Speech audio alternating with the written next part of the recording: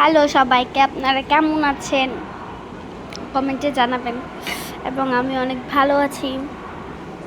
So আজকে আমরা প্রথম হাটের ভিডিও করতেছি, আর আমারও প্রথম হাটে এরকমভাবে গরু দেখতে যাওয়া। আমি কখনো আর কি হাটে কখনো গরু দেখতে যাই না, এবারই প্রথম গেছি। আর আজকে আমাদের গরু কেনা হয়েছে।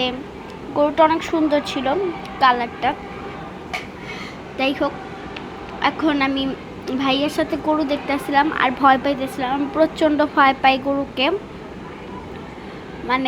আমি ভাবি হাটে গেলে পিছে বারবার তাকাই, যদি গরু আইসা পড়ে এরকম একটা ভাবনা।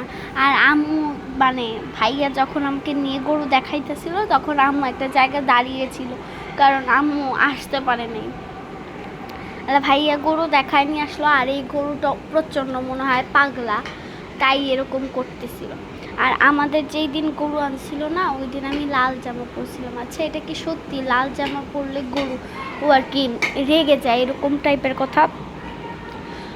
আমি লাল জামা পরে গেছিলাম, এইটার জন্যই হয়তো বা গরুকে আমি ঘাস দিছি। গরু ঘাসও নেয় না। গরুকে আমি আবার টিকটক থেকে একটা ভিডিও দেখছিলাম, ওই যে একটা আঙুল দিয়ে ধরে, তারপর গরুর শরীরটা কাঁপে, এরকম একটা কিছু।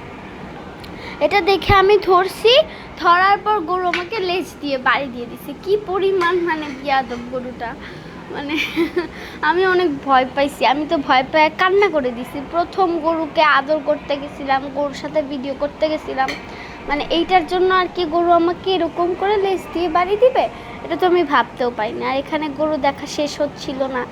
গরু দেখা একটু দেখছি, বেশি দেখি না, একটু আর কি ঘুরে বাসার সামনে থেকে চলে গেছে। আমাদের বাসার সামনেই আর কি হাট। তো আপনারা জানাবেন আমাদের গরুটা কেমন হয়েছে। আর এখানে ভাইয়া বলতেছিল যে আরে ভয় পাও কেন, আমি তো আছি এই সেই। তারপর আর কি, আচ্ছা আমি আর কি বলি কেন? যাই হোক, আমার হাটের ভিডিওটা কেমন হয়েছে বলবেন। আর ভিডিওর একদম লাস্টে দেখবেন আমাকে গরুটা কিভাবে লেজ দিয়ে বাড়ি দেয়। আমি তো ভয়ে কান্না করে দিছি। সবাই আর কি আমার এই সিনটা দেখে ভাবছিল কি যেন, আর সবাই হাসছিল। এটার জন্য আমার আরও বেশি কষ্ট লাগছে। গরুটাকে আমি ধরলাম, আর গরুটা কেন যেন আমাকে দেখলেই রাইগা গেত। আল্লাহ হাফেজ।